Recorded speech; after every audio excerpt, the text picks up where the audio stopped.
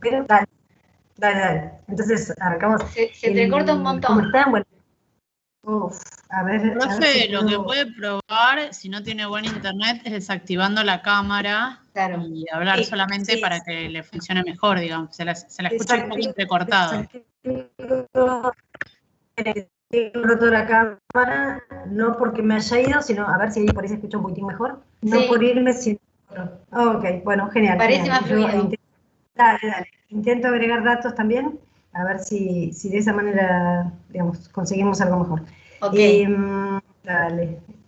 Puede ser que en este momento, mientras intento sumarle datos, haya un breve corte, no se me vayan, espero que no. Ok, pero ¿entendí bien que empezamos con República, te parece? Se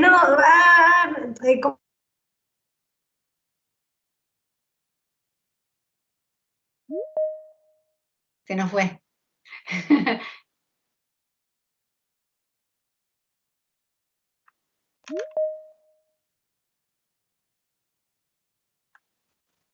No sé si ustedes la ven o se fue, porque yo la veo todavía en pantalla. No, se fue. Te dijo, ¡ay! Se la llevó un agujero negro. Se la llevó el espacio. Ahí estás. Estoy a media, me parece, ¿no? Estoy tratando de conectar un poco más, pero veo que desaparecí por momentos. Es un lunes complicado. No quería el lunes. Ahí bueno, si querés hago un punteo de República como prefieras, así a lo mejor se estabiliza o se establece un poco mejor la conexión, como quieras. Estamos medio fritos. Es horrible cuando a uno le pasa esto. Ahí estoy. Arranquemos con República, dale. Ok. Arrancamos con República, dale, genial. Bueno, buenísimo. Bueno, a ver si a mí no me pasa igual. Esperemos que no. Bueno, buenas tardes ahora a los que están, a todos. ¿Se acuerdan ustedes que el lunes pasado avanzamos un poquito sobre el libro 3 de República? Avanzamos sobre el libro 3 de República, avanzamos un poquito más sobre República.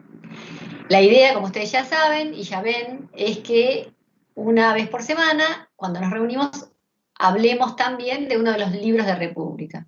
Cuando lleguemos al libro 6 y 7 vamos a detenernos un poquito más porque son libros muy densos desde el punto de vista filosófico, pero el resto, una vez por semana, con ese resumen que nosotros les acercamos y con una especie de punteo que vamos a hacer cuando estamos juntos y si hay algún tipo de preguntas también, vamos a avanzar sobre uno de los libros.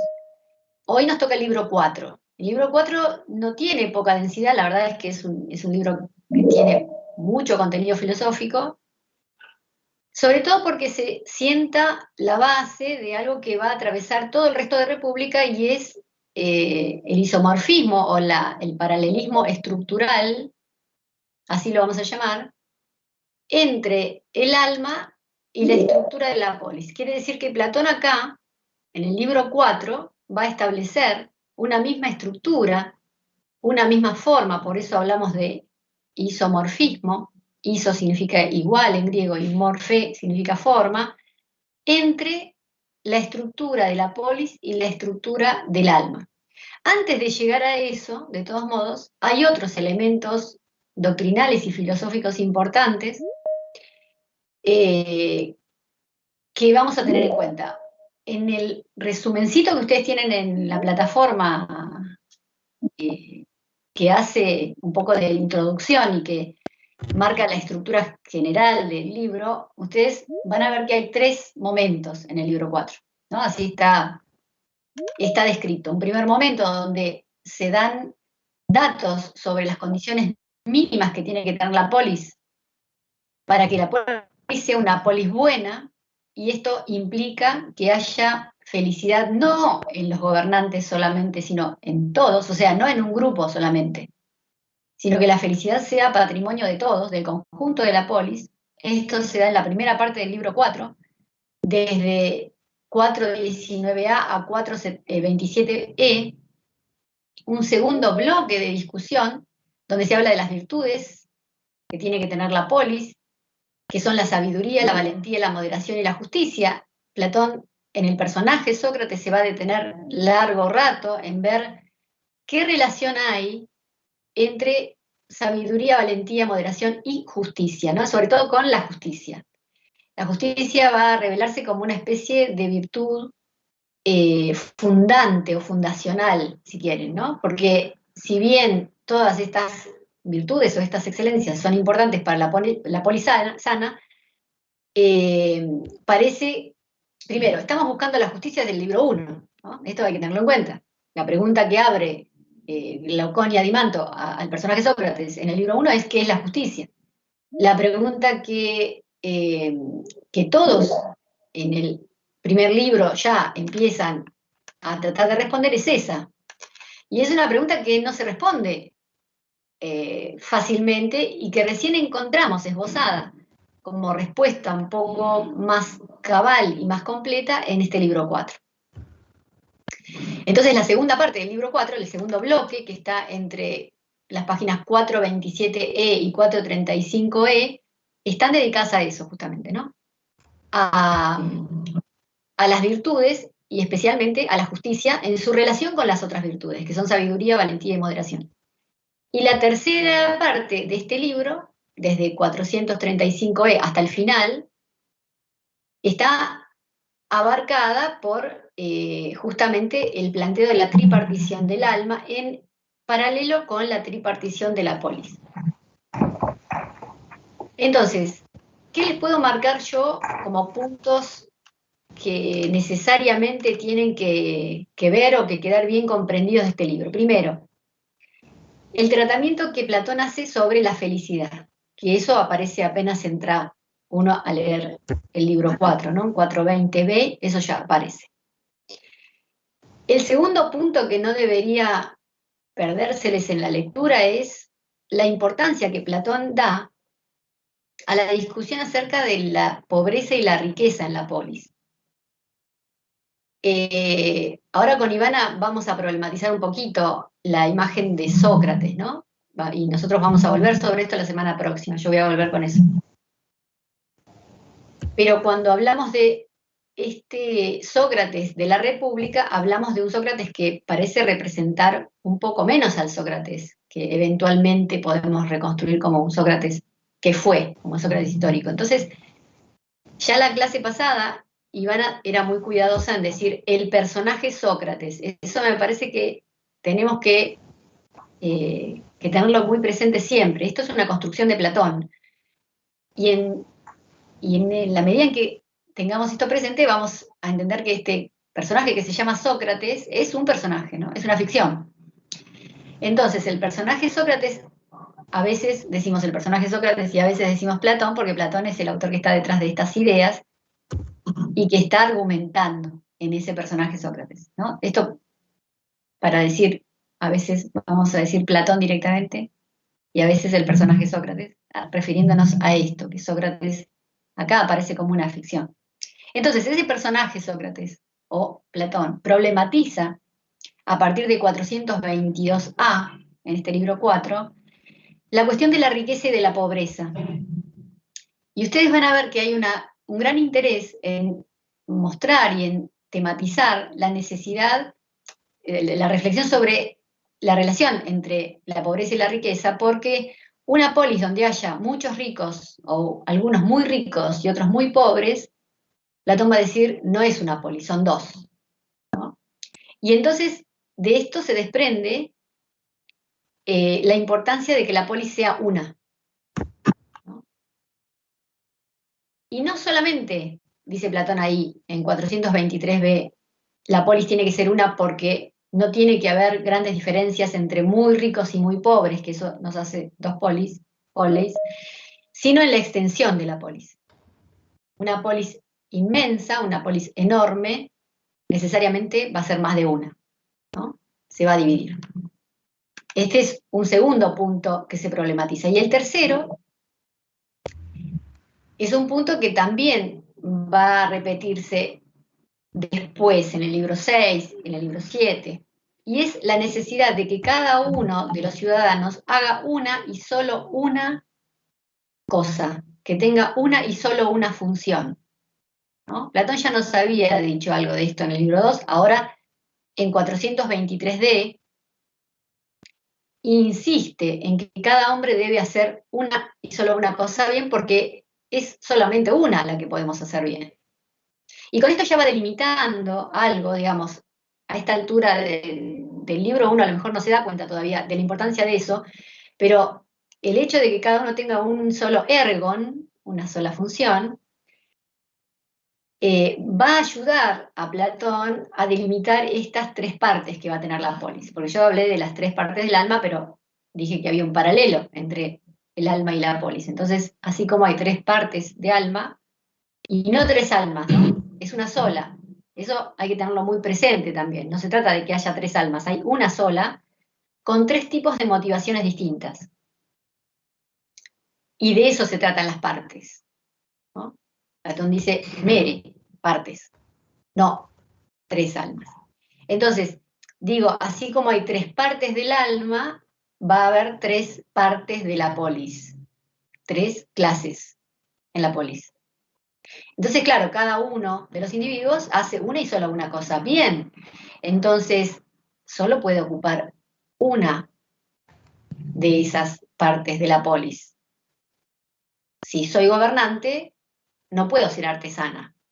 Sí, Camila tenía una pregunta, veo eso. Hola. Hola, ¿cómo estás? Bien, gracias. Mi pregunta es sobre las particiones del alma, si es que todas las personas tienen estas tres particiones, si hay como mayor Gracias cantidad a Dios de todos una. tenemos todas, sí. Y creo que, o sea, hay como supremacía de una en... Exacto. Okay. Exactamente. Todas tenemos todas las partes. Y esto es interesante también porque tenemos una parte que es la apetitiva. Me haces adelantar, espero que lo hayan leído. No, perfecto. Espero que no se mezclen, y también espero que no se mezclen porque ya hayan leído el libro 4. Si lo leyeron, ven que esto está en la última parte.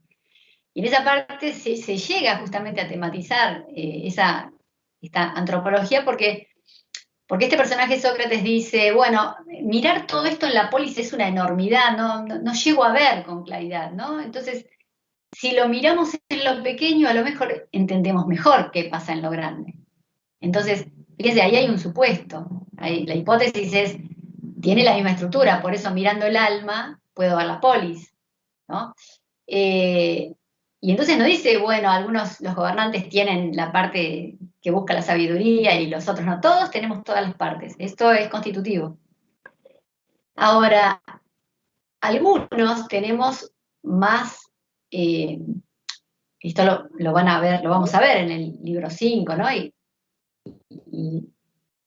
en cómo Platón después va diagramando más concretamente cómo nos insertamos en una y solo una de las partes de la polis. Tenemos una función, ¿no? Una sola, dijo Platón. Entonces no podemos ser gobernantes y a la vez artesanos, porque alguna de esas no la vamos a hacer bien. Nuestra naturaleza, y esta es otra cosa que aparece, ya aparecía desde el libro 2 marcada, nuestra naturaleza nos orienta hacia una actividad y hacia el desarrollo mayor de una de estas partes, pero no se trata de que si somos sabios y entonces nuestra parte más desarrollada es la parte racional, no vamos a tener apetitos. Obvio vamos a tener apetitos, ¿no?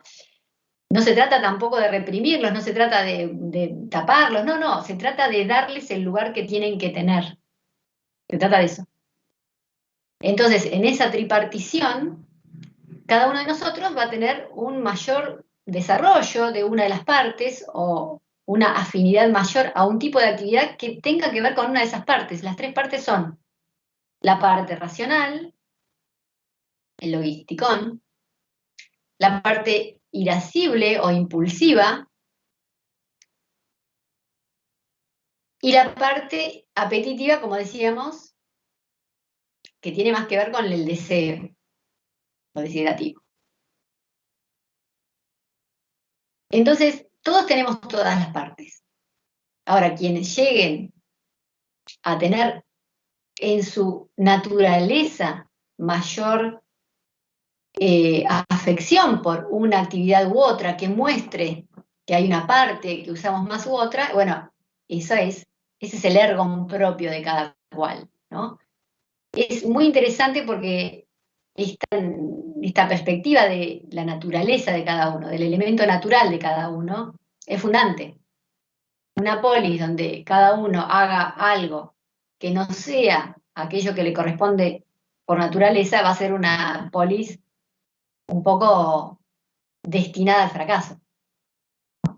Bueno, Platón en el libro 6 y 7, no voy a spoilear, pero ahí se va a ocupar bien de determinar con mayor claridad cómo es que nosotros llegamos a saber cuál es la parte que tenemos más posibilidad de desarrollar y entonces de incluirnos en qué clase social.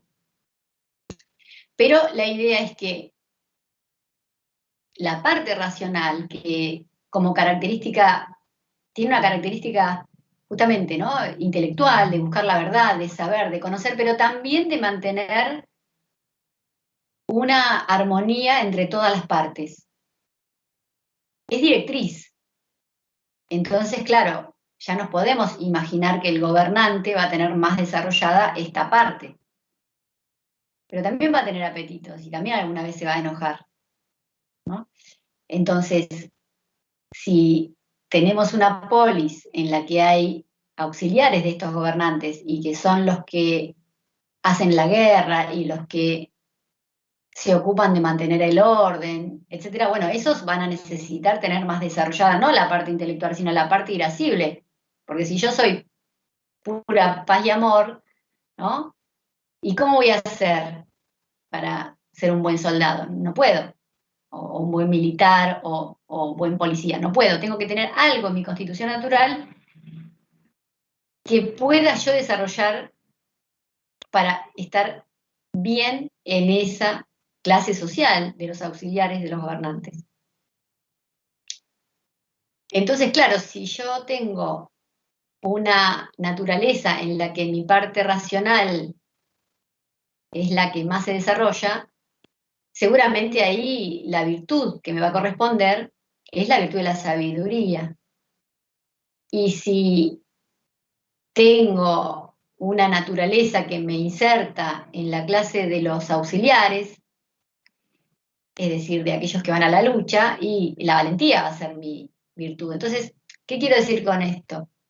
Que Platón va entretejiendo también, no solamente el paralelismo entre la clase, las clases de la polis, los grupos de la polis y el alma de cada uno de los ciudadanos, sino que también va estableciendo dónde están y cómo se logran las diferentes excelencias. Las excelencias o virtudes de las que nos habló la segunda parte del libro 4, que yo les mencionaba, ¿no? La sabiduría, la valentía, la moderación y la justicia. Y siempre la pregunta es, bueno, ¿y la justicia? Porque tenemos 3 clases sociales y tenemos 3 partes del alma, pero hay 4 virtudes, entonces me sobra una. Si yo quiero establecer que a cada parte le va a corresponder una excelencia. Bueno, en realidad la justicia va a ser aquella excelencia que cuando cada uno ejerza el rol que le corresponde y esté en el lugar que le corresponde, va a ser posible el surgimiento de las otras excelencias, de las otras aretai, ¿no? Hay una mano levantada de Caterina hace un ratito. ¿Cómo va? ¿Cómo estás? Esta es una pregunta que medio es como tal vez exigirle algo que no termina de explicar, entonces estaría rompiendo mi pacto como lectora, ¿no? Pero, vamos a ver. ¿cómo puede él asegurarse de que las virtudes naturales de cada persona desequilibren al Estado? ¿Por qué desequilibren? Porque tal vez no nacen tantas personas con el oficio de filósofo, o no nacen tantas personas con el oficio irascible, y nacen un montón de personas más apetitivas. Y claro. Como si vos dijeras, igual esas no son virtudes, esas son partes del alma, ¿no? Llegaremos a la excelencia si lo desarrollamos excelentemente, si lo desarrollamos bien y hasta el final. Pero tu pregunta, si entiendo bien, es, vos le decís a Platón, pero ¿cómo te vas a asegurar vos de que realmente haya, por ejemplo, un gobernante, alguien que nazca con una orientación al gobierno. Porque puede pasar que sean todos, qué sé yo, que tengan más desarrollada la parte irascible. Entonces, tenemos puro ejército y no tenemos gobernantes. Y no, Platón no se plantea eso, no está esa pregunta. Platón da por sentado, en cierta forma, que en el normal devenir de nuestras naturalezas va a haber de todo. ¿No? ¿Un breve comentario? Sí, estás pensando en los metales.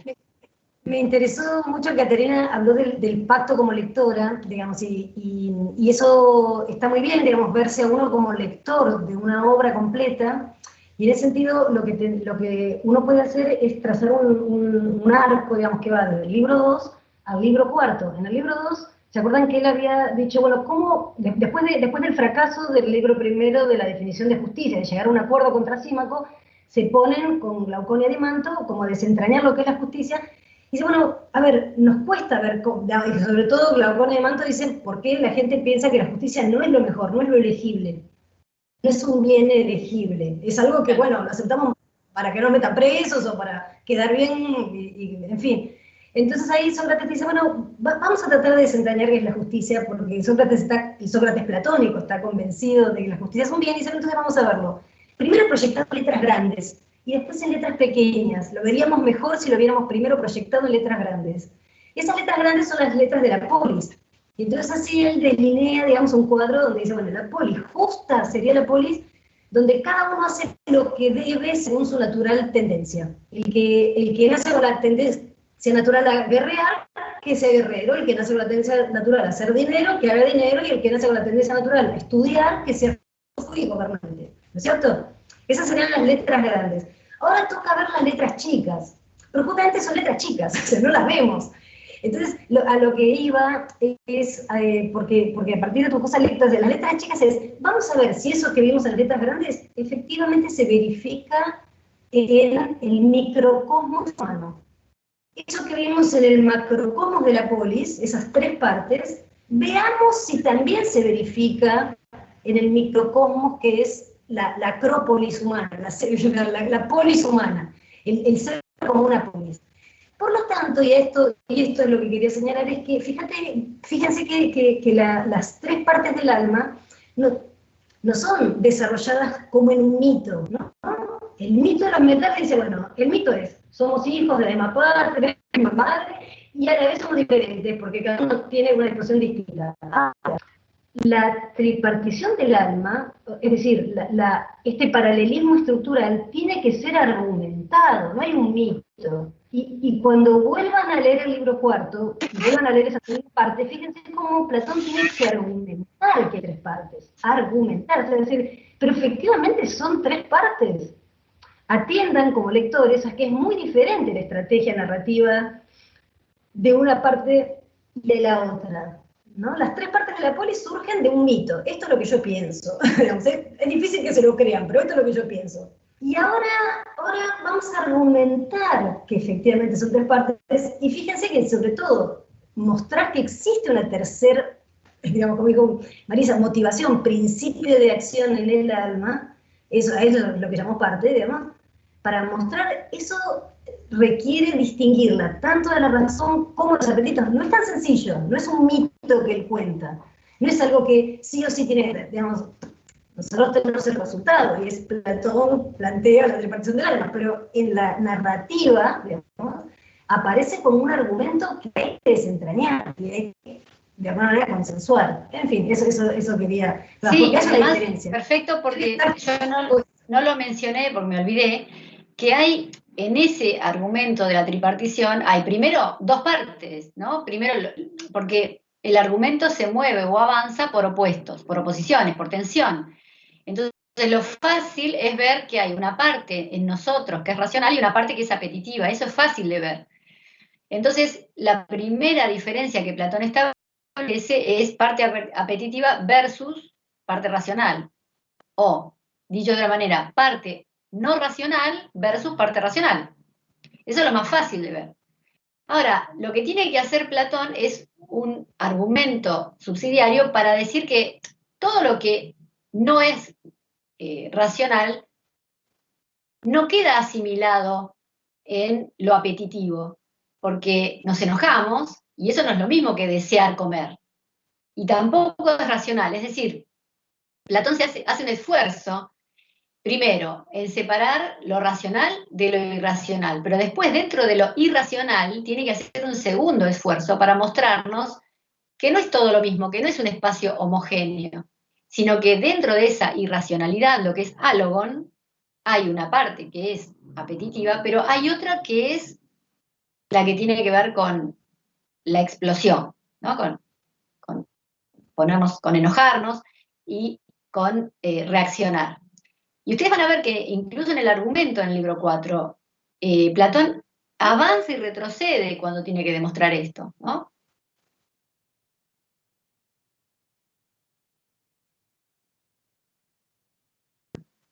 Lo primero que aparece son dos. ¿Me escuchan? No, ahí se cortó. Un poquitito cortado, ahí apareció una frase para... Ahí está, sí, sí. Entendí que se cortó un poquito. Bueno, esto, que cuando pasen por ese argumento, van a percibir la dificultad que incluso el mismo Platón parece tener en diferenciar esos dos ámbitos irracionales con cierta independencia. Una de las preguntas que aparece en la guía de lectura tiene que ver con la educabilidad de la parte impulsiva, de esta parte irascible o impulsiva. Porque Platón se encarga de decir que a veces hay situaciones en las cuales esa parte impulsiva apoya la parte apetitiva. Entonces, parece que tenemos la necesidad de que sea educada para aliarse con la parte racional. Porque imagínense ustedes lo que sería una parte que representa a las fuerzas, ¿no? A la lucha, que no estuviera alineada con la parte que gobierna. Podría ser muy complicado, muy difícil el gobierno de una polis si la parte racional no tiene el apoyo de esa parte de esa parte irascible, ¿no? De esa parte que de hecho, ¿no? Se menciona acá en términos de la polis como los auxiliares. Tienen que ser educados de manera tal que apoyen y que sigan y que apuntalen a esa parte racional. Entonces, el planteo de las partes del alma aparece a partir de 439b, es decir, como habíamos dicho, después de que vuelve a establecerse la importancia de ver todo esto en un solo individuo, ¿no? Y en una sola alma. Y hacia el 441 DE aparece la idea de la justicia en el alma.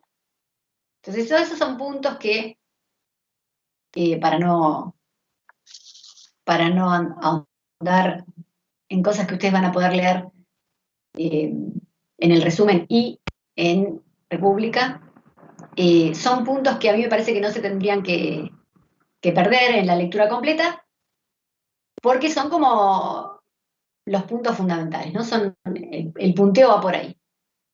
No sé si tiene alguna pregunta, si no, la escuchamos a Ivana, porque ya estamos en más de media hora. Hay una mano levantada, pero no sé si quedó delante de Caterina. Caterina.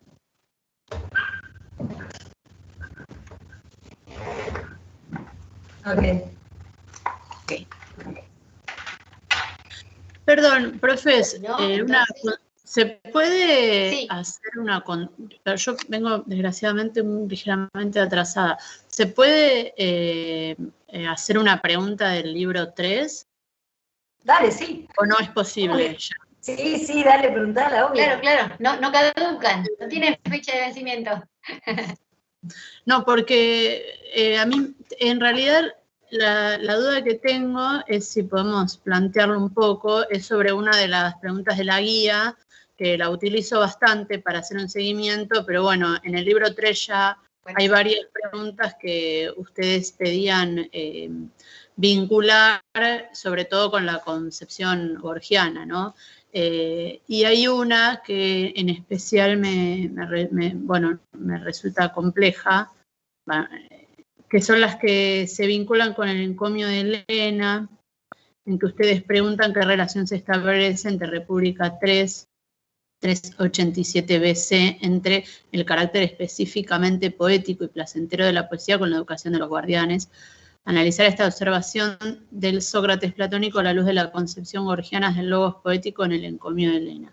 Que ahí hay como que dividir las aguas entre lo que pasa en República 3 con la concepción de Gorgias, y ahí vincularlo, bueno, eso no sé si ustedes pueden decir algo de eso, como para ayudarme a mí.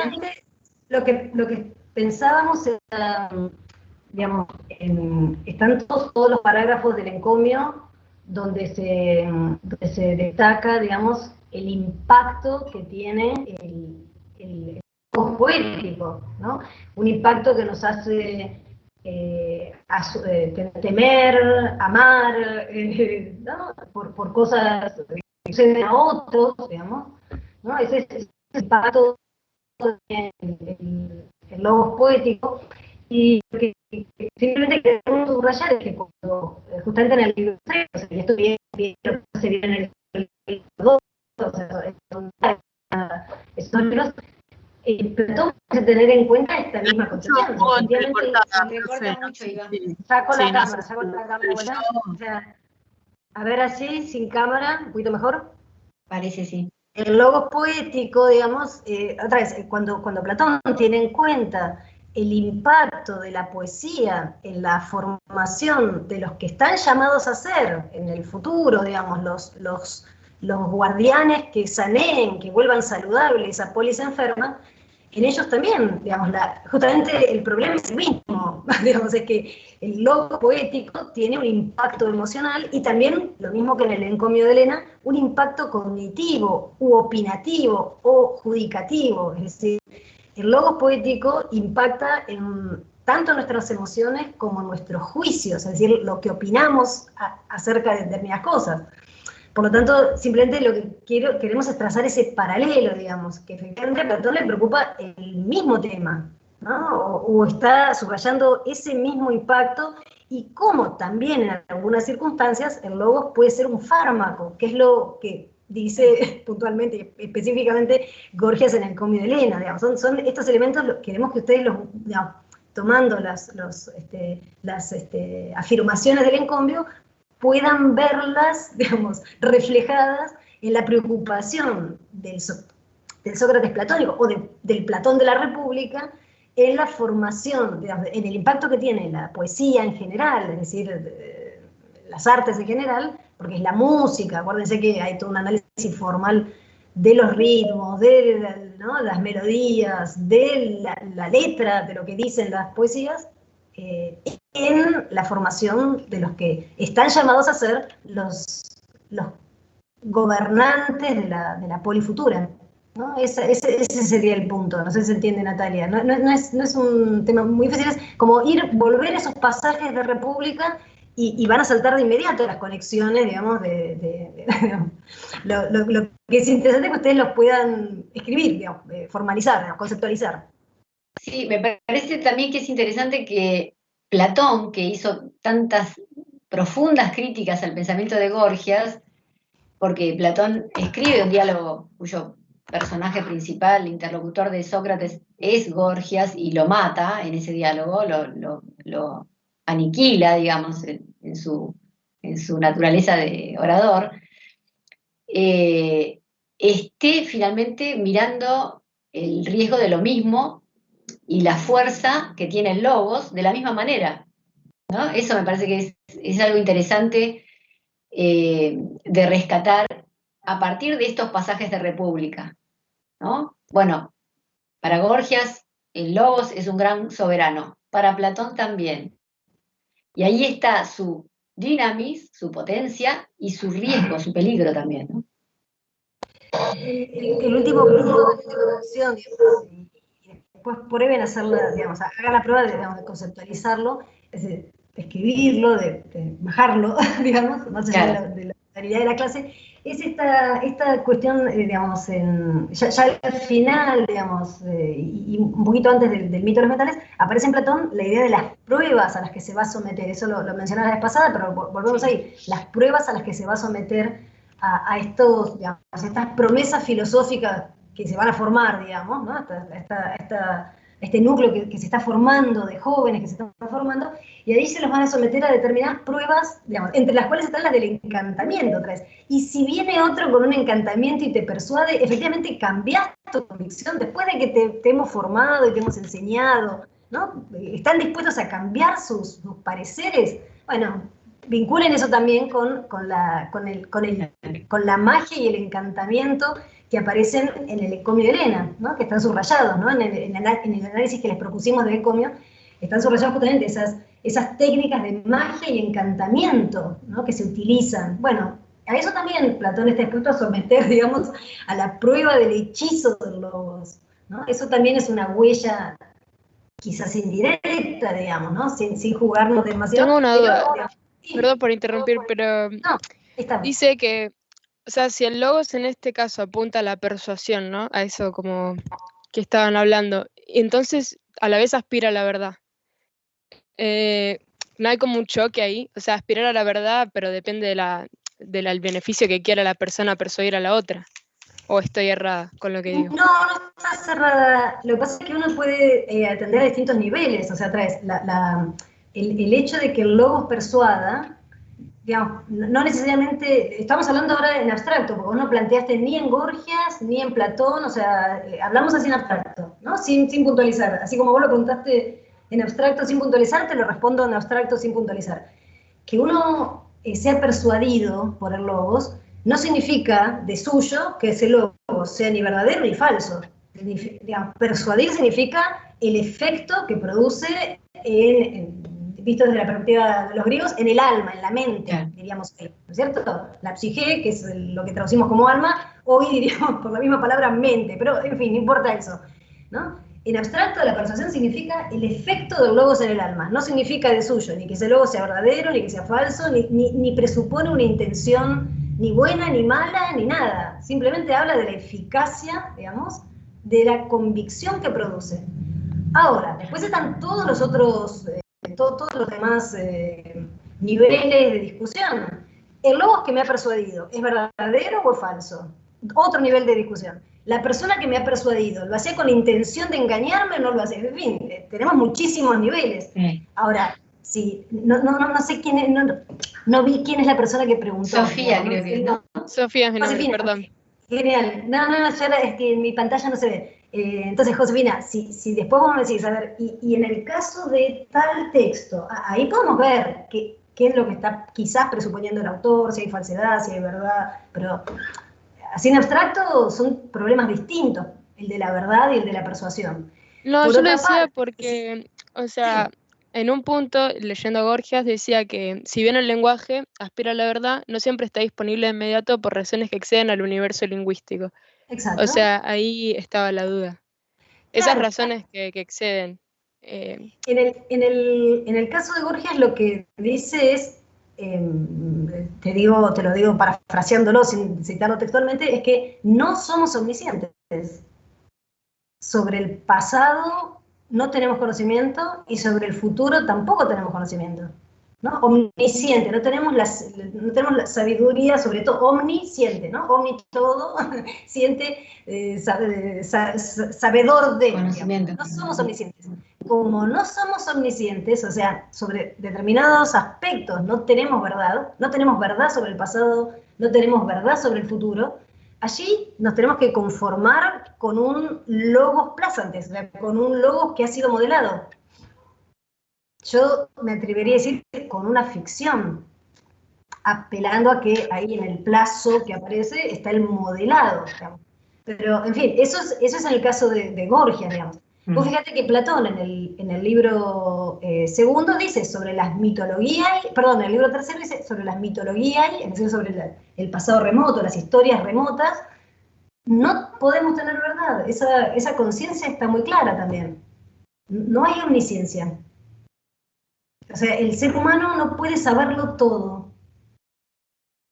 Por lo tanto, en algunos casos tiene que conformarse con algo, Platón diría, que se asemeja a la verdad. Asemejar algo que sabemos que es falso, digamos, a la verdad. Acuérdense que hay distintos niveles y distintos criterios de falsedad. Vuelvan a ese punto del libro 3. Perdón, los distintos tipos de falsedad están en el libro 2, ¿no? Al final del libro 2. Vuelvan, en nuestros resúmenes que están ahí cargados, está bastante explicadito, o sea, como son justo los núcleos en los que subrayamos, ¿no? En la lectura. Hay una pregunta más de Josefina, creo. Hola, sí. Tengo una compañera que está preguntando en el grupo, que dice que no tiene micrófono, que si podíamos preguntar cuándo va a ser el parcial y hasta qué capítulo de la República se va a tomar. Es la semana del 27, ¿no? Sí, en los prácticos. Se hacen prácticos, ¿no? Sí, sí. Exacto. Ah, sí. listo. ¿Y ahora qué libro entraría de la República? Y hasta el libro 4. Por lo menos, claro, por lo menos el libro 4, sí. Sí, ok, sí. Bueno, ahí está para la compañera que había preguntado. Pero yo diría de los temas de teórico hasta el del próximo lunes inclusive, ¿no? Porque el tema del próximo lunes completa un poco lo que Ivana va a desarrollar ahora. Entonces, de la parte de temas teóricos, digamos, hasta la próxima semana, hasta el lunes 20, que ya en estos días habilitaremos el material, y de República hasta el libro 4 inclusive. O sea que también si la semana que viene tienen otras dudas y cuestiones que ya están pensando, preparando en la perspectiva del parcial, bueno, nos ocupamos un ratito también de eso. Y una consulta. Habían dicho que se podía mandar cualquier duda que tengamos sobre la guía de preguntas, se podía mandar por mail, ¿no? Sí. Lo ideal es mandarlo al foro. Sí, al foro, claro. Digamos, clarificando en el título por cuál pregunta estás consultando, así los demás también se pueden, pueden usarla. Seguramente va a ser eco en algún compañero o compañera que tenga la misma duda, así que está bueno. Profe. Sí. Sí. Perdón, no, ya que hablaron del parcial, yo no terminé de entender si es la fecha 27 o en horarios de práctico yo tendría el viernes, por ejemplo. No entiendo bien. No, el parcial es en tu práctico. Así que en la semana del 27 al 1. Ah, ok. O sea, si vos tenés el viernes, será el 1 de octubre. Gracias. En tu práctico. En el horario de práctico. Bueno, vamos a Sócrates. Si no hay más dudas. Vamos, que está esperando ahí muy ansioso Sócrates. Avanza con Sócrates. Bueno, el punto digamos, de la clase de hoy, digamos, del tema de hoy, es justamente esta cuestión que ya salió, si no me equivoco, por una pregunta de Natalia la vez pasada, por una observación que ella hizo, que es la distinción, digamos, entre, ustedes ya están leyendo República, los prácticos quizás están leyendo algún otro diálogo de Platón, entonces ya están, digamos, parcialmente acostumbrados a distinguir entre el personaje de Platón y la personalidad histórica, digamos, el filósofo Sócrates. Nosotros tenemos como, desde el punto de vista de la historia de la filosofía, una dificultad, el problema socrático, así se lo llama, ¿no? El problema socrático que consiste justamente en identificar, digamos, cuál es la filosofía, el pensamiento de este hombre que fue realmente decisivo para más de una generación, para muchas generaciones, digamos, de pensadores griegos, digamos, y de tradición griega. Bueno, por supuesto, después su proyección, digamos, es decisiva en Nietzsche también, en el siglo XIX, pero bueno, en fin, sobre todo impacta de manera muy, muy importante en la filosofía del siglo V y del siglo IV, sobre todo, ¿no? Entonces, dado que Sócrates no escribió, no dejó por escrito su obra, ¿cómo hacemos para reconstruir? En el caso de algunos presocráticos, cuya obra se había perdido, teníamos la literatura fragmentaria, es decir, una tarea filológica ardua y por supuesto nunca del todo cerrada, que nos permite reconstruir buscando las citas en otros autores y en los comentarios que otros autores antiguos hicieron, o medievales en algún caso, hicieron de los obras en el caso de Sócrates, que no escribió, cómo reconstruimos su pensamiento, a través del testimonio del círculo socrático, digamos, del grupo intelectual, digamos, que en buena medida que vivió junto a Sócrates, o que se sintió realmente conmovido por su manera de enseñar y por su manera de estimular el pensamiento, digámoslo así, y que es un grupo muy heterogéneo, ¿no? Lo que buscábamos justamente en el draft que les cargamos es mostrar cuántas líneas tan diversas y heterogéneas surgen partiendo de la enseñanza paradójica de este maestro que es Sócrates, insisto con la figura del maestro paradójico, porque se supone que un maestro dice, bueno, acá tengo un resumen, les paso una guía de preguntas, ¿no? O sea, genera una cantidad de estrategias didácticas, mejores o peores, pero que de alguna manera intentan transmitir y Sócrates lo que hace es preguntar y sumergir en el desconcierto en buena medida a muchos según la práctica de lo que vemos reflejado, insisto, en la obra de sus muy heterogéneos discípulos, que van desde Antístenes, Aristipo, a los megáricos, Euclides y otros, o a Jenofonte y Platón, ¿no? Gente muy diversa que desplegó, digamos, esa herencia, esa gran conmoción intelectual que se había producido la figura de Sócrates de maneras diferentes. Hay un texto que les propusimos como bibliografía secundaria y que por otra parte articula en gran medida la clase de hoy, digamos, que es el texto de Charles Kahn, que forma parte de un libro, digamos, es un capítulo de un libro que se llama Platón y el diálogo socrático, y justamente él digamos, es una de las múltiples maneras de tratar de interpretar y sacar algunas conclusiones sobre la filosofía que profesaba el Sócrates histórico, digamos, no el Sócrates que es personaje de Platón, o que es personaje de Antístenes, o que es personaje de Esquines, o que es personaje de Jenofonte, sino tratar de reconstruir a partir de de ese mosaico tan complejo la figura y sobre todo el pensamiento, la filosofía del Sócrates histórico.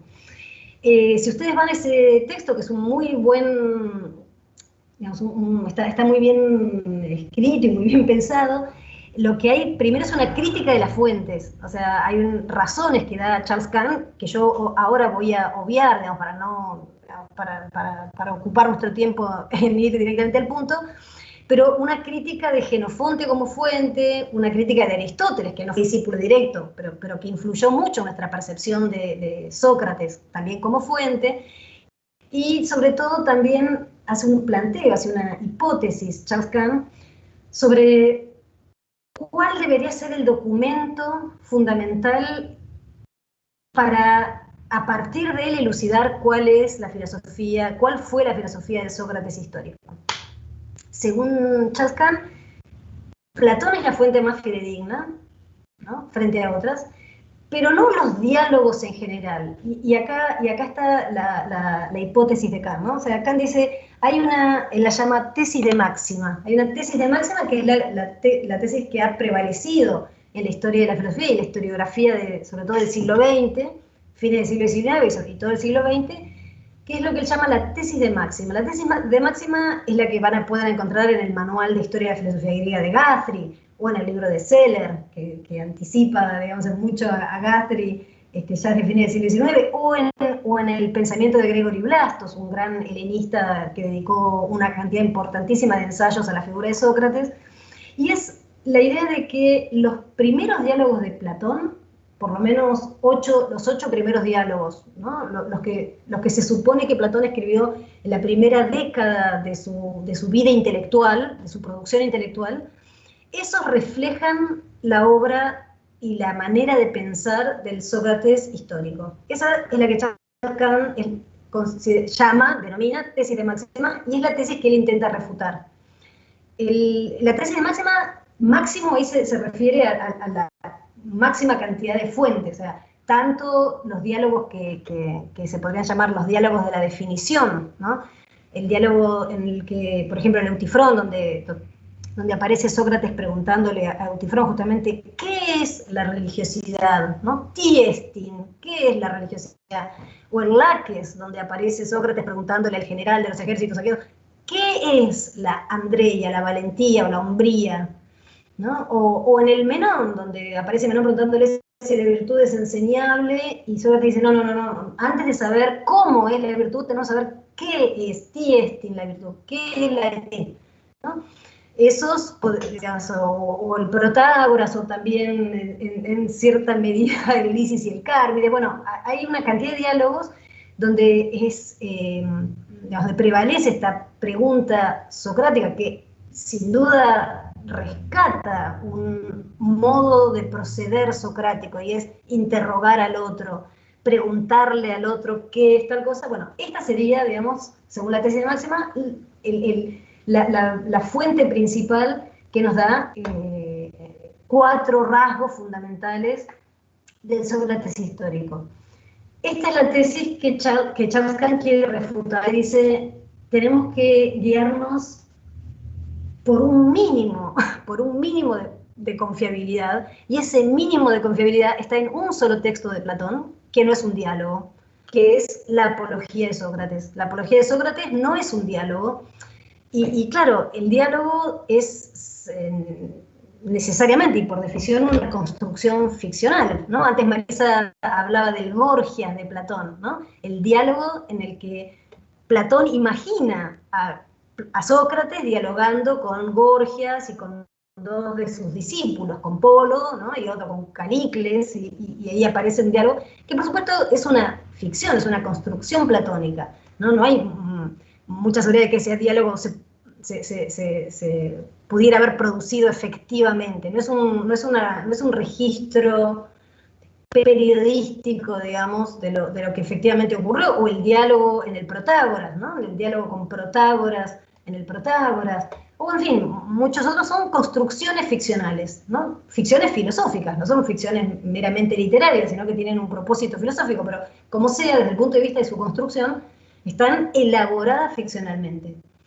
Mientras que la Apología de Sócrates, si bien también es una reconstrucción platónica, ¿no? Es la reconstrucción de algo efectivamente ocurrido, que es el discurso que pronunció Sócrates durante su defensa, ¿no?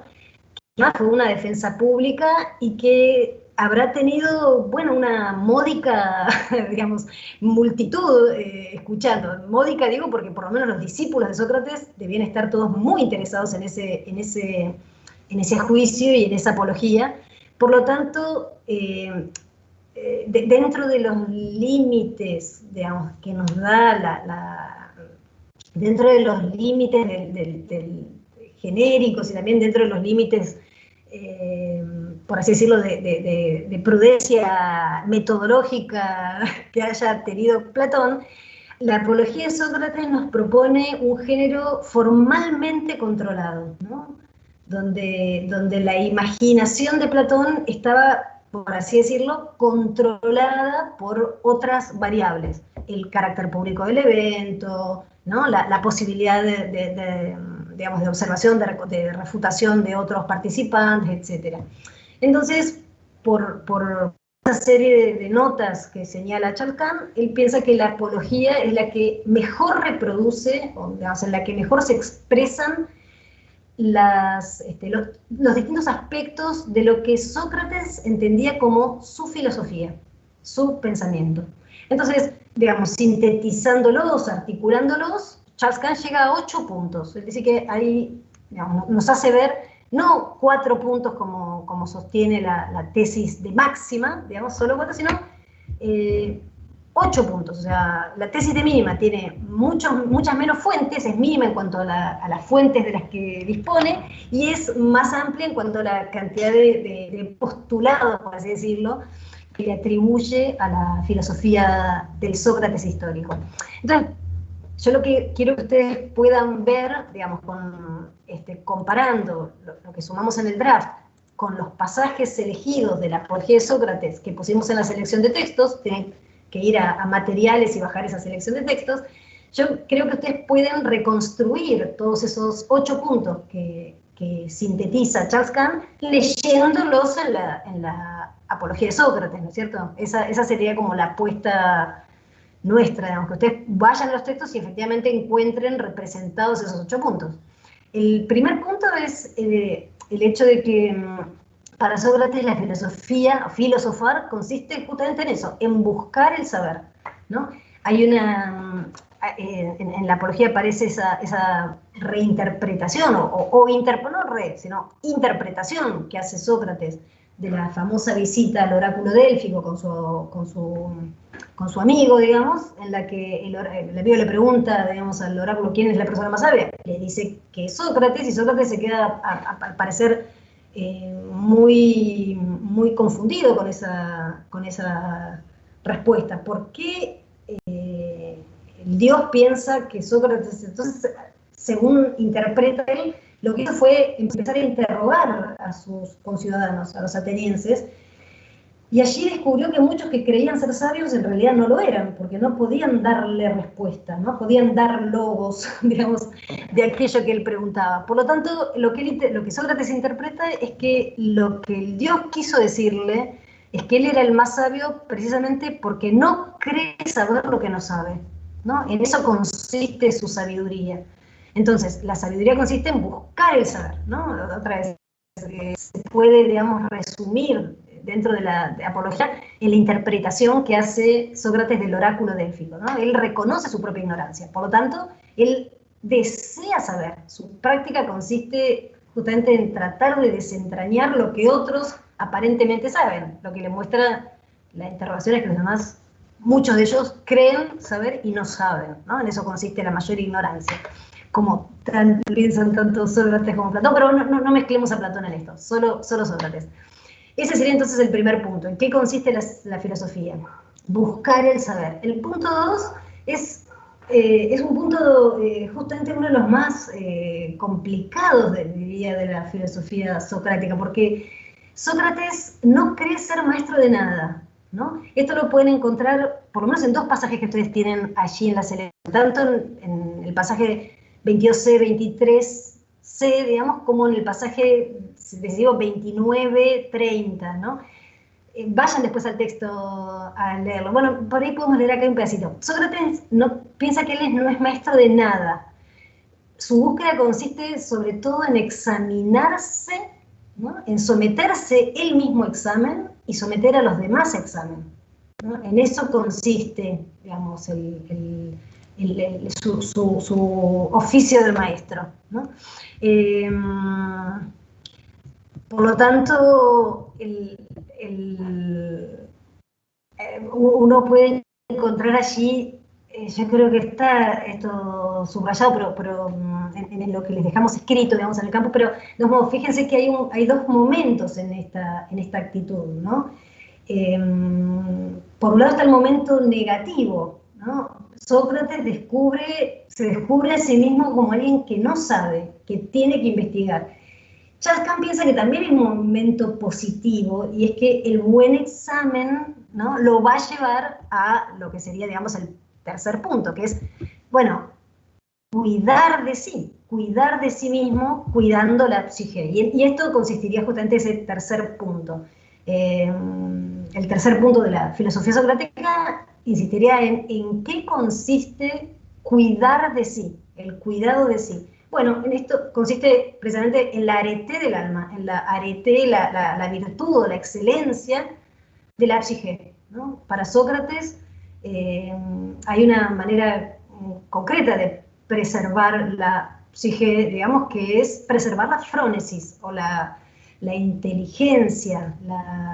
Bueno, frónesis es una palabra sumamente rica, digamos, y compleja en la historia de la filosofía antigua. Más adelante, cuando veamos Aristóteles, vamos a encontrar que la frónesis se identifica sobre todo con la sabiduría práctica, ¿no? Con la sabiduría del obrar, de la praxis, ¿no? Y esto tiene una raíz profundamente socrática, otra vez. El cuidar de sí implica cuidar la frónesis. Pero como ya sabemos que, es decir, la sabiduría, ¿no? O la inteligencia, pero esa sabiduría ya hemos visto en los puntos unidos que Sócrates no la entiende como el haber ya estar en posesión de un saber, sino que es eminentemente una concepción práctica de la sabiduría. En fin, allí hay un punto muy interesante que traza Charles Cant y que ustedes pueden reconstruir leyendo los pasajes específicos de la Apología, y es la comparación que hace Sócrates en la Apología, en su propia defensa, con Aquiles, ¿no? ¿De qué serviría yo si no me quedara en mi puesto haciendo lo que el Dios me ordena, ¿no? Y se compara con Aquiles hablando con su madre, Tetis, que le dice, no vayas a vengar la muerte de Patroclo, porque si vos vas a vengar a Patroclo, tu amigo, tu amante, dando muerte a Héctor, bueno, el destino los tiene unidos a Héctor y a vos. Entonces, si vos lo matás a Héctor, vos vas a morir. Y aquí le dice, sería una bolsa, un peso muerto sobre la tierra, si por salvar mi vida no fuera capaz de defender, digamos, la memoria de mi amigo. Entonces va y se arroja. Y bueno, Sócrates se compara ahí con Aquiles y dice, ¿de qué serviría yo si no hiciera lo que el Dios me ordena? Que es indagarme, examinarme a mí mismo y a los demás, a pesar de que eso me lleve a la muerte, porque otra vez está haciendo su defensa ante el jurado que finalmente lo condenará a muerte, ¿no es cierto? Claro que aquí, y eso está muy bien visto por Kant también, ¿no? Acá hay dos concepciones muy distintas del arete. Está en la comparación que hace tan aristocrática que hace Sócrates con Aquiles, se desliza una transformación de la noción de arete. El arete para Aquiles es salir corriendo a matar a Héctor. La arete de Sócrates es seguir examinándose, ¿no? La arete consiste en es otro tipo de excelencia. No es una excelencia basada en la superioridad física, sino, por así decirlo, en el cuidado de la frónesis, de la sabiduría práctica, del ser justo, ¿no? Del vivir una... En fin, ahora sigamos, vamos a digamos, desentrañemos esa arete un poquito más. El punto 4 empieza a desentrañar el contenido de esa arete que se toma como reflejo de la de Aquiles, pero en realidad está ya introduciendo otra noción de excelencia. El cuidado del alma implica rechazar lo injusto y rechazar lo vergonzoso, ¿no? Aquí aparece una idea que está no solamente en la Apología, sino sobre todo en el Gorgias que mencionaba antes Marisa, digamos, y en otros diálogos platónicos aparece Sócrates defendiendo la idea de que la justicia es la salud del alma y que la injusticia es una enfermedad del alma. Entonces no vale la pena si uno vive llevando un alma enferma de injusticia, no tiene sentido y además es contraproducente. Quien busca, digamos, la arete, quien busca la excelencia, no puede aceptar irse de esta vida sin limpiar su alma de esa enfermedad, sin limpiar su psique de esa enfermedad que es la injusticia, ¿no es cierto? El punto 5 que menciona Charles Cant sería una negativa a ser injusto con nadie, ni siquiera con aquel que es injusto, ¿no? Esto es un tema, y acá aparecen ciertos límites, digamos, de la tesis de mínima, porque si bien aparece de alguna manera en la Apología, esta tesis socrática aparece mucho más explícita en el Critón y en el Gorgias que en la Apología. En fin, de todos modos, lo que dice Charles Cant es que en la Apología aparece una idea muy similar, y no es racional querer perjudicar al otro, no se debe actuar de manera injusta, ni siquiera con el injusto, porque eso no es racional, ¿no?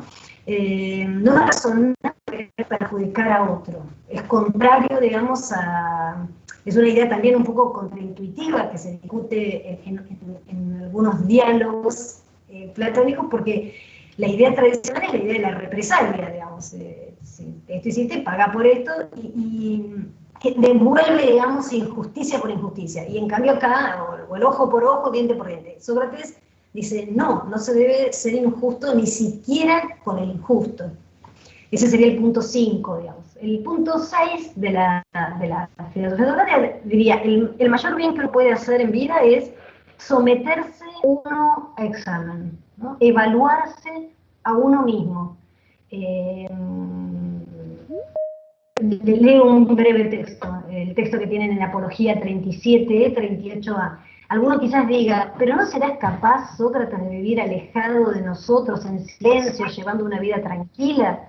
Persuadir de esto a algunos de vosotros es lo más difícil. En efecto, si digo que eso es desobedecer al Dios y que por ello es imposible llevar una vida tranquila, no me van a creer, pensando que hablo irónicamente. Si en cambio digo que el mayor bien para un hombre es precisamente tener conversaciones cada día acerca del arete y de los otros temas de los que siempre me habéis oído dialogar, cuando me examinaba a mí mismo y a otros, y si digo que una vida sin examen no tiene objeto ser vivida para el hombre, no tiene objeto que el hombre la viva, todavía me van a creer menos. Sin embargo, la verdad es así, como les digo, atenienses, pero no es fácil persuadirlos. Aparece el tema que planteaba antes, si no mal lo recuerdo, de Josefina. Bueno, en fin, otra vez, el punto 6 entonces está en qué consiste el mayor bien, someterse a un examen. El punto es esa famosa sentencia socrática, ¿no? Una vida sin examen no merece ser vivida, ¿no? Sin estar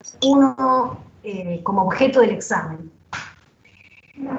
El punto 7 vuelve al tema del examen, ¿no? ¿Cuál es el examen? El elenjos en griego, el elenjos. Habitualmente encontramos esta palabra, elenjos, traducida como la refutación. No es, por supuesto, no es una mala traducción, pero esconde, digamos, el origen semántico de esta noción está la idea de la prueba, ¿no?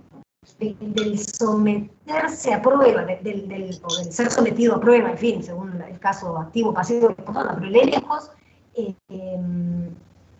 digamos, el elenjos lleva consigo, comporta la idea de ser puesto a prueba o ponerse a prueba, ¿no?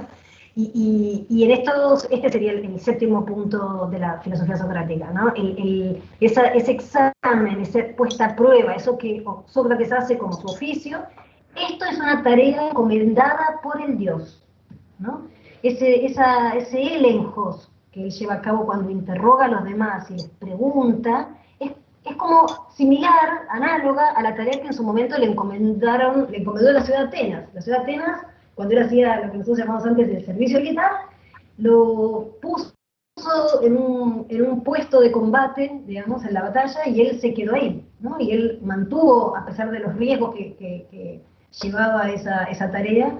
Y bueno, si los atenienses lo pusieron ahí y él les, digamos, acató la orden y acató su deber cívico, ¿cómo no va a hacer eso con la orden que le da el Dios, ¿no? Hay un pasaje precioso de la Apología, sumamente aristocrático, ¿no? Donde yo los valoro, ¿no?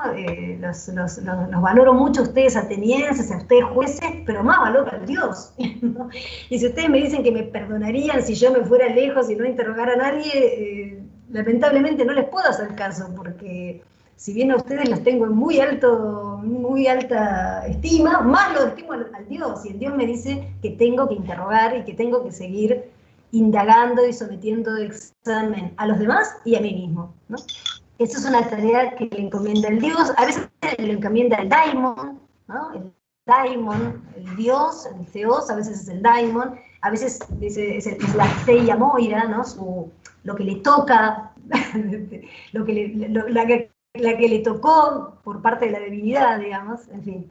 Esas son distintas figuras que se usan en la Apología para hablar del comando divino que Sócrates está siguiendo. El último punto, entonces, afirma, según esta tesis, digamos, de mínima que plantea Chafar, que nadie obra mal voluntariamente, ¿no? Que esta es una tesis que comparte tanto la tesis de mínima como la tesis de máxima, ¿no? Como el núcleo de lo que tradicionalmente se conoce como el intelectualismo socrático, ¿no? Nadie obra mal voluntariamente. En la Apología no aparece exactamente esta frase así dicha, pero lo que dice Sócrates es algo parecido, dice, no actúe mal voluntariamente contra nadie, ¿no? Tal cuando está discutiendo contra Mileto, dice, nadie quiere que se le haga daño, ¿no? Entonces, sería una locura, ¿no?, que yo pervirtiera a los jóvenes a los que les enseño, porque eso, digamos, ellos harían mal a los que lo rodean y por lo tanto al propio Sócrates. En fin. Insisto, esto es, nadie obra mal voluntariamente, por lo tanto, si nadie obra mal voluntariamente, uno puede decir, solo uno puede obrar mal por ignorancia, ¿no? Solo se puede caer en el vicio, ¿no?, o en la injusticia por ignorancia. Este es un punto, el tema de nadie obra mal voluntariamente, es un punto nuclear, digamos, que va a aparecer discutido tanto en la obra de Platón como en la obra de Aristóteles, ¿no? Esta idea, digamos, de distinta manera, ¿no? Y con distintos anclajes, diría, en la perspectiva intelectualista, ¿no? Platón, me animaría a decirle, pero esto es una opinión que merece ser más fundamentada, y no tienen ahí textos pero ya vamos a avanzar en República y ahí vamos a encontrar quizás algún elemento donde mostremos la distancia de Platón respecto de esta sentencia tan intelectualista. Y Aristóteles, si bien vuelve sobre ella en la Ética Nicomaquea, digamos, discutiendo cómo es posible que uno no obre mal sino por ignorancia. Si vemos un montón de casos en los que los seres humanos, sabiendo que tal cosa está mal, de todos modos consienten en hacerla, ¿no? Ese es el punto que se pregunta Aristóteles. Y bueno, y la vuelta que Aristóteles da, a mi juicio, es mucho más intelectualista, en el sentido mucho más socrática, que la que da Platón, que a mi juicio, por lo menos en algunos textos, rehúye el intelectualismo, ¿no? El intelectualismo no me permite explicar conductas como aquella, ¿no? Y bueno, y en fin, ya en algún momento quizás, si llegamos a República 7, en algún momento volvemos a discutir este punto. Ahora tómelo simplemente como que la profesora se abrió una ventana prematuramente. ¿Hay alguna pregunta, me parece, ahí, o quedaron viejas manos levantadas y ya no tenían vigencia? No, sí, yo tenía una duda. Sí, un poquito más fuerte, ¿podés? Sí, ¿ahí se escuchó? Ahí sí, genial. Tenía una duda sobre el punto 8, ¿no? Que dice, nadie obra mal voluntariamente, solo se puede caer en el vicio de la injusticia o en la injusticia por la ignorancia. Si lo juntamos con el punto 1 y el 2, que dice que la filosofía consiste en buscar el saber y que Sócrates no cree ser maestro de nada porque no cree ser sabio, porque cree que la sabiduría en sí no se alcanza. Entonces, querría decir que todos tenemos una inclinación a obrar mal para siempre, porque si no se puede alcanzar la sabiduría, entonces todos en algún momento vamos a terminar cometiendo una injusticia o cayendo en el vicio. Si no pasara eso, nadie sería uno sabio o no. No sé si esa, digamos, está muy bien tu planteo como un planteo, digamos, decir, bueno, a ver, nosotros lo que estamos haciendo con este punteo es tratando de reconstruir los posibles núcleos de la filosofía socrática.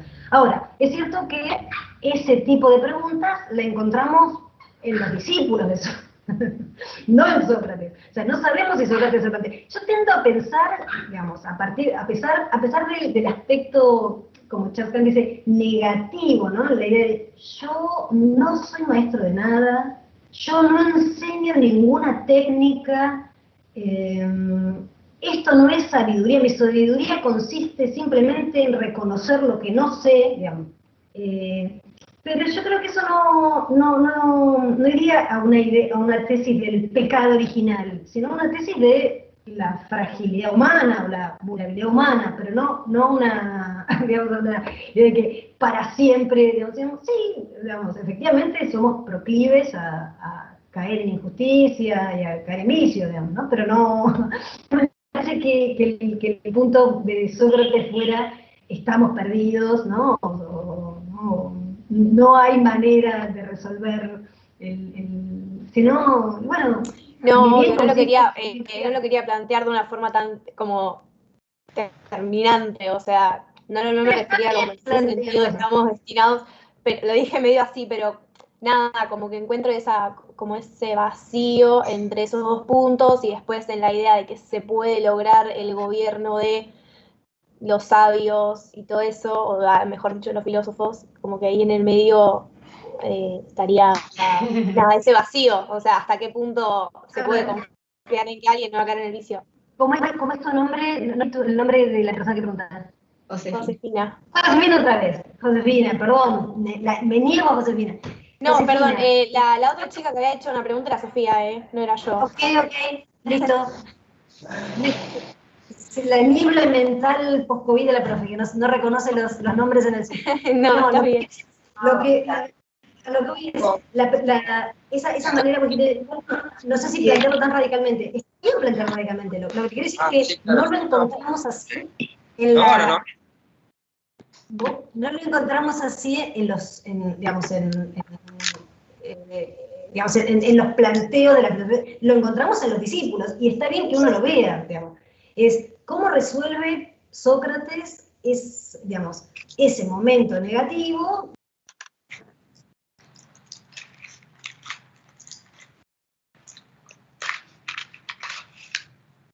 Se cortó el audio. Ahí sí.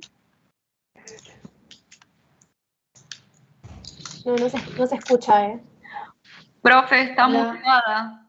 Iva, estás muteada. Estoy. Ahí volví.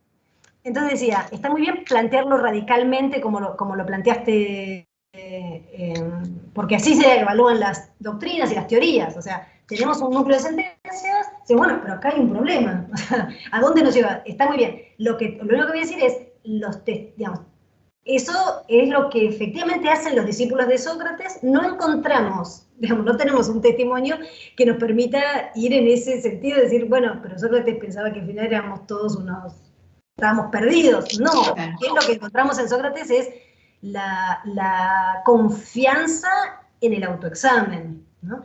El otro punto que mencionaste, el del hiato, no sé cómo dijiste vos, el hueco que hay, el problemón que hay entre decir esto y el gobierno de los filósofos, te digo, guarda, Sócrates nunca dijo que los filósofos debían gobernar, los filósofos son los que deben interrogar. No, perdón, ese era Platón, ¿no? Claro. Okay.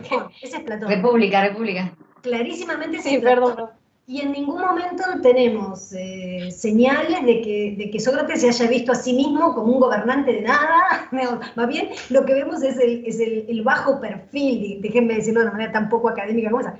Él más bien está siempre como retrocediendo, y por eso sí reconozco, y me parece como que no está mal, digamos, que uno perciba las dificultades que tienen una filosofía que nos presenta como primer momento y como predominante el momento negativo, ¿no?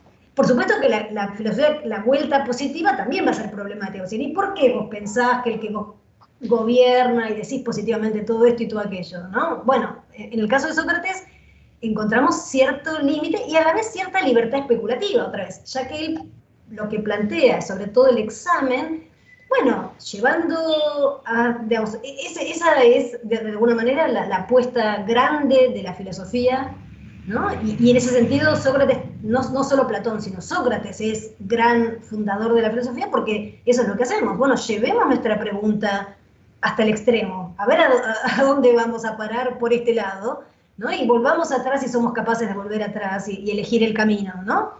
O sea, esa es la apuesta no dogmática que bien está planteada en ese camino socrático de la indagación. Que también nos deja en Pampa y la Vía unas cuantas ocasiones, como la que vos mencionaste, y sí, también nos va a dejar en Pampa y la Vía.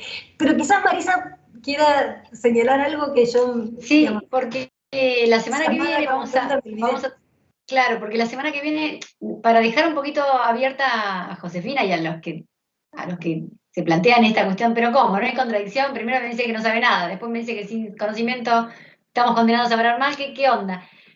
Bueno, la semana que viene nosotros vamos a ver qué pasa con una modalidad que se instala en este Sócrates que reconstruye Charles Kant, acerca de la pregunta, ¿no? De la pregunta por lo esencial, la pregunta que Ivana repitió hoy varias veces, tiesti, ¿qué es? ¿Qué es tal cosa? ¿Qué es lo piadoso? ¿Qué es la amistad? ¿Qué es? ¿Qué es? ¿Qué es? Y después, en general, una virtud. Cuando nosotros pensamos en eso, inmediatamente tenemos que pensar que no se clausura la posibilidad de conocer o de avanzar en un conocimiento. Entonces, se abre también un abanico de posibilidades de conocer. Porque puede ser que yo no conozca completamente y entonces alguna vez me voy a equivocar, pero el hecho de que haya una pregunta y una necesidad de indagar todo el tiempo implica que algo seguramente voy a poder mejorar de ese estado de ignorancia del que parto, ¿no? Si no, ¿qué sentido tendría preguntar, reflexionar, ¿no? Parece que esto deja abierta un poco la posibilidad de que podemos avanzar. Otra cosa es decir, bueno, voy a tener el conocimiento completo, ¿no? Pero hay como matices. Y el hecho de que tengamos esta modalidad de cuestionar, de preguntar por lo esencial, en lo que la crítica, y especialmente Charles Kant también reconstruye como un Sócrates que pudo haber sido históricamente preguntador en este sentido, me parece que nos deja también con una perspectiva de seguir revisando, ¿no? Bueno, no, conocimiento completo a lo mejor no, porque en la apología mismo, Sócrates lo dice, solo los dioses, ¿no? Nosotros tenemos otro tipo de acercamiento. Pero sin embargo, bueno, hay una gran diferencia entre saberlo todo y no saberlo nada. Obviamente se imaginarán, ¿no? Ríos de tinta sobre estas cuestiones. Pero bueno, para dejar un poco abierta la posibilidad de algo sobre lo que vamos a volver a hablar la semana próxima. ¿Qué pasa con el conocimiento en Sócrates? Eso. El otro punto que les quería señalar es que esta es una tesis, o sea, el problema socrático no se terminó con Historia de la Filosofía Antigua una vez que aprobaron la Filosofía Antigua, sino que seguimos preguntándonos digamos, esto sigue, porque es bastante reciente, quiero decir, mucho más reciente es la creación de la sociedad socrática, digamos, que se fundó además en Buenos Aires, ¿no? O sea, un acontecimiento que viene precedido por otros, pero que anuncia nuevas indagaciones y más indagaciones científicas sobre este punto, digamos, y seguimos discutiendo este punto. Por lo tanto, en parte, ustedes también van a ver que las preguntas que se les hicieron esto es para que ustedes tomen conciencia del estatus de hipótesis, ¿no? Estas son hipótesis que estamos discutiendo, que algunas las encontramos más, digamos, plausibles que otras, mejor justificadas que otras, y están abiertas, por supuesto. Y también para que ustedes siempre tengan abierta esa ventana, es decir, ¿y acá quién habla? ¿No? ¿Quién está hablando acá? Más allá de la pregunta de la cuestión general, que ya la semana pasada la habíamos visto con Natalia, digo, bueno, este es Platón, no es Sócrates. Pero en cada caso, ¿no? Y si están leyendo Jenofonte, si están con un fragmento de Antístenes, si están con un fragmento de Esquines, ¿y este quién es? Y con Aristóteles sobre todo, ¿no? Sócrates dice, ¿cuál Sócrates? El de él, el que él estudió en los diálogos tempranos, el que contaron otras fuentes, en fin. Bueno, veo varias manos levantadas. Había una mano JP levantada que yo veo por ahí, pero no sé si quedó... Lucía. Ya voy a olvidarme. Y también Lucía o Luca. Genial. Hola, sí, ¿qué tal? Yo soy Lucía.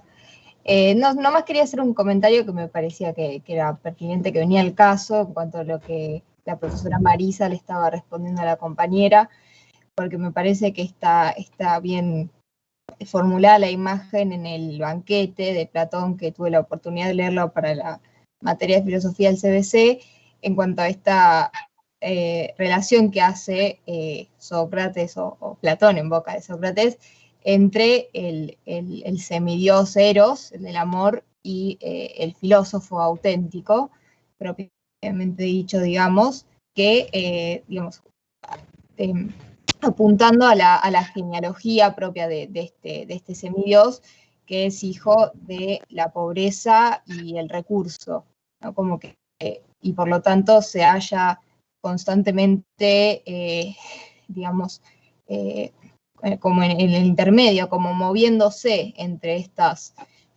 dos extremos de no poseer nada, bueno, en el caso particular del filósofo, de no poseer conocimiento, de ser ignorante, pero a su vez el que esté la posibilidad de acercarse de alguna manera al saber. Nomás eso, me pareció que era interesante el dato como para entender esos matices que están entre los opuestos. Sí, es divino, esa es tesis y un mito divino propiamente platónico, ¿no? Claro. Propiamente platónico. Es posterior, ¿no?, a esto. Que está, igual o sea, quiero decir, es Platón el que está ahí trazando, digamos, entre el punto negativo de la pobreza y el punto positivo del recurso, el intermedio. Ese intermedio no lo encontramos muy claramente en Sócrates, pero es cierto que, digamos, didácticamente podría servir, digamos, ¿no? Claro, la idea, sí. Sí. Entiendo lo que rescata, claro. Buscamos pero con esta salvedad. ¿No? Historia de la teoría, decimos, ¿y quién es Sócrates? ¿No? O sea, van a leer en su momento en contemporánea Nietzsche, ¿no? Y con Sócrates este problema, el racionalismo y bla, bla, bla. ¿Quién erró Sócrates? ¿Quién para Nietzsche es Sócrates? ¿Cuál es el Sócrates de Nietzsche? ¿Cuál es el Sócrates de Montaigne? ¿Cuál es el Sócrates? En fin, que sea una pregunta para ustedes también, ¿no? Y es una pregunta bastante abierta, dada, insisto, por un lado el carácter fragmentario de muchas de las fuentes, ¿no? Que empiezan a ser, por otra parte, estudiadas a partir del año 90, ¿no? O sea, la colección de fragmentos de los socráticos, la primera colección científica del año 90. O sea que tenemos un mundo abierto acá, ¿no? En el final del trato ustedes tienen una serie de cosas sobre Antístenes. En general, digamos, queríamos tener un pequeño panorama, muy pequeño, porque no vamos a dedicarnos a estudiar Antístenes, ¿no? Y agregamos ese último punto para que vieran que además de la manera típicamente platónica de enfocar una gran herencia socrática, una pesada herencia socrática, el vínculo entre realidad, pensamiento y lenguaje, herencia socrática, herencia sofística, gorgiana, platagórica, donde venga, también hay otras maneras socráticas de pensar esa relación que son diferentes y que después vamos a ver que también tienen impacto en la filosofía de Platón y en la filosofía de Aristóteles, sobre todo sobre este mismo punto, realidad, pensamiento, lenguaje, ¿no? Entonces, pueden hacer una breve inmersión, muy breve, digamos, muy breve, y eso es lo que les propone como la última parte del draft. Si quieren, mírenlo y lo comentamos si tienen alguna duda muy grande, o bien por el foro, o en fin, como sea. Pero bueno, más o menos por ahí va la cuestión de este encuentro, digamos, de tomar conciencia del problema del socrático, ¿no? El problema socrático. Sócrates como problema histórico. ¿Quién es? ¿Cómo completamos ese casillero? Tienen un lindo libro de Pierre Hadot, digamos, que es la filosofía antigua, que está cargado, yo creo que ya está cargado en la bibliografía, porque en general volvemos a él cuando tomamos con Marisa los temas de filosofía helenística y filosofía neoplatónica. Pero hay una linda indagación también sobre Sócrates como maestro, ¿no? Sí, precioso libro. Y después, bueno, van a encontrar otras tesis diferentes, y nosotros tomamos esta como una primera guía y nada más como eso. Como una primera guía. Nada más y nada menos que eso. Sí, tal cual. Del problemón de Sócrates. Profe, una última consulta solamente para comprender mejor el encuadre en vistas del primer parcial.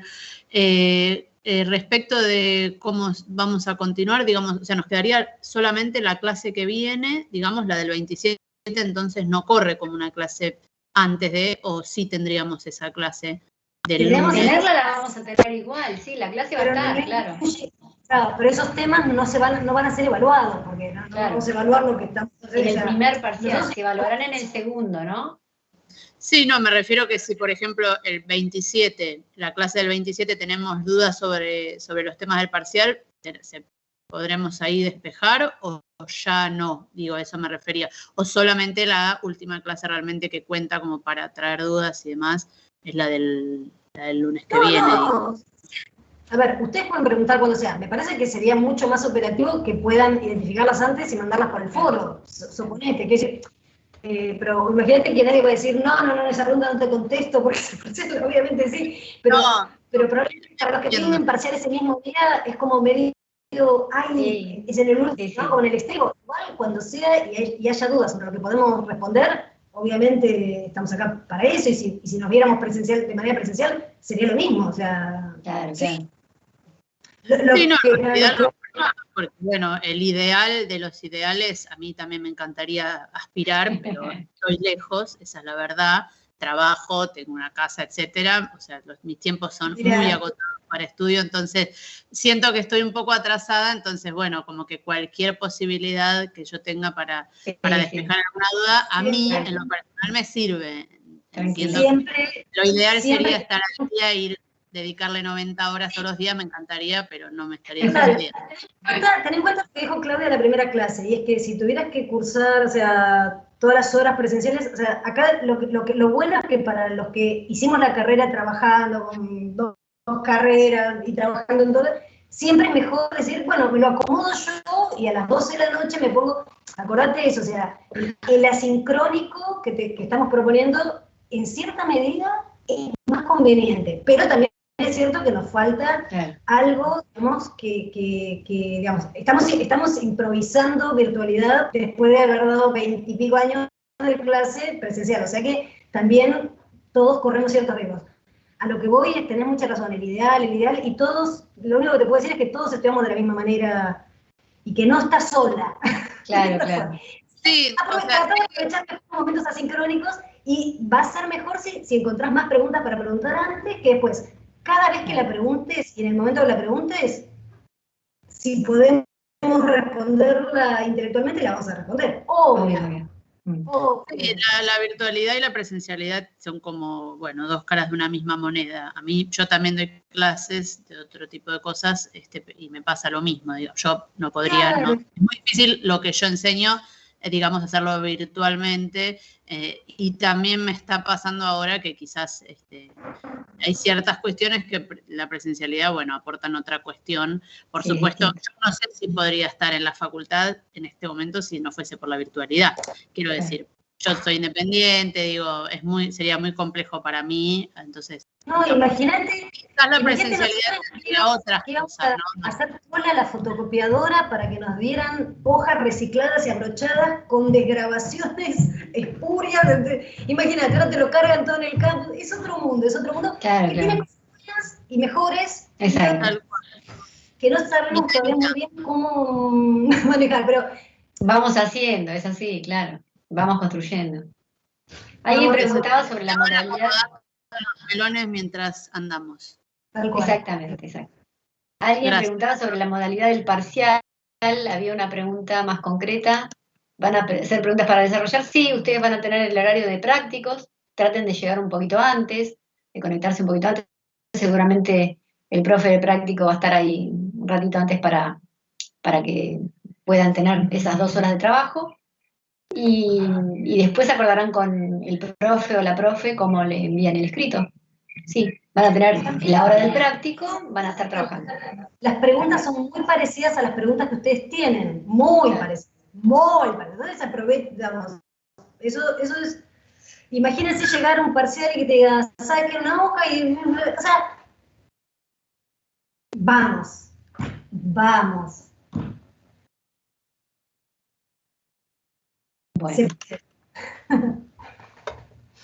No falta tanto para el parcial. No falta... No, y entonces que quede claro eso. En el sentido que, digo porque Nati plantea como el ideal. Bueno, no estamos tan, o sea...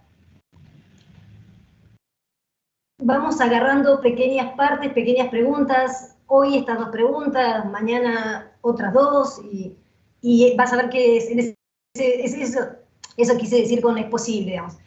estamos todos adaptándonos a una modalidad que tiene, como vos misma dijiste, y podés ver en tu trabajo, mejores y peores. Esta creo que no nos resulta del todo inconveniente, o sea, podemos sacarle un poquito de jugo. Sácanos el jugo en el foro, eso quise decir. También. Bueno, y acuérdense de eso, República 1 a 4 inclusive, ¿no? Y las clases hasta la próxima, las clases teóricas hasta la del lunes, hasta el tema del lunes. República 5 ya no. No para este parcial, sí para el segundo. O sea, todo lo que no entre para este, quedará para el segundo parcial. Contenido para el segundo, ¿sí? Muy bien. Creo que estamos. No sé si hay más preguntas o dudas, si no, ya nos recontrapasamos porque nuestro contrato con ustedes era... De sincronía, estaba sincrónica ustedes. Sí, perdón, sobre el parcial, perdón que hagamos tantas preguntas del parcial. Tenemos la selección de textos que usamos en clase, que hay un montón igual de esos fragmentos que están en los textos que teníamos que leer cada semana, y mi pregunta era qué tan a mano teníamos que tener esa selección de textos en el parcial, nada, teniendo en cuenta los que ya están en los textos, en los otros. O sea, los fragmentos que son los bases.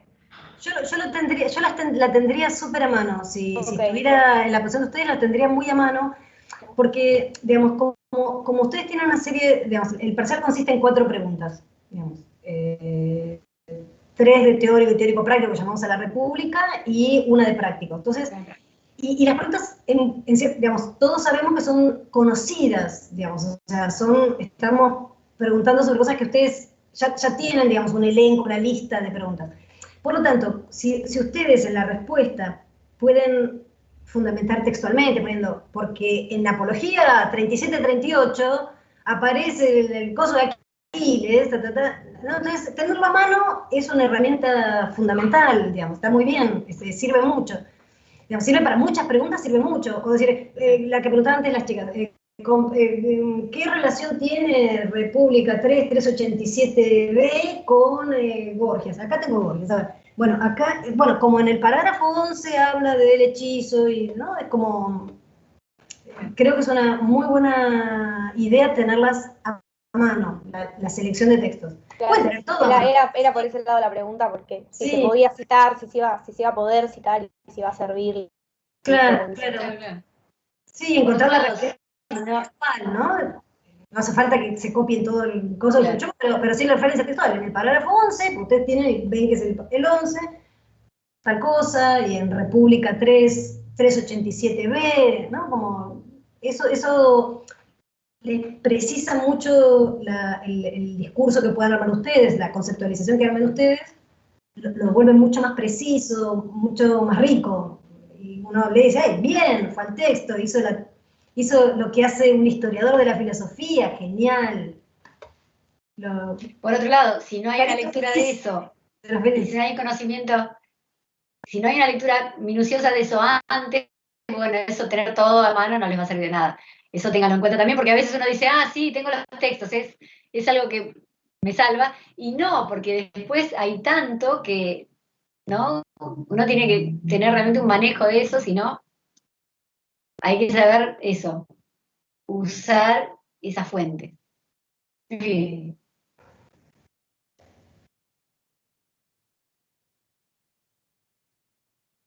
Claro, Iván, claro, sí. Así es. Bueno. Vuelve a República 4, sirve también el texto de Álvaro Vallejos, acuérdense que hay un capítulo por cada libro. Si necesitan clarificar algo, el texto de Charscan está disponible, también está bueno, y el foro, a bombardear, porque la pregunta que ustedes hagan le ayuda a los demás, o sea, es de gran ayuda para el otro. ¡Ay, qué bueno! Esta tampoco entendía lo mismo que yo, genial. Se sienten más unidos. Es una manera de estar colaborativa, en fin. Exacto. Como se pueda. Nos vemos entonces la semana que viene. Todavía relax. Camila dice unidos en la desgracia. No, ¿cómo en la desgracia? No. El disfrute. Bueno, disfrutando lo mismo. Desgracia, pero no está mal. Quizás en la desgracia, o sea, dicen de tontos, pero no sé si están de tontos. No sé si están de tontos. No lo leamos así, no. Con alegría, bueno, en fin. Disfrutémoslo, está bueno. Acá estamos, no sé si acá estamos. Bueno, nos vemos el lunes. Chao, gracias. Chao, profes. Gracias, Adiós. profe, nos vemos.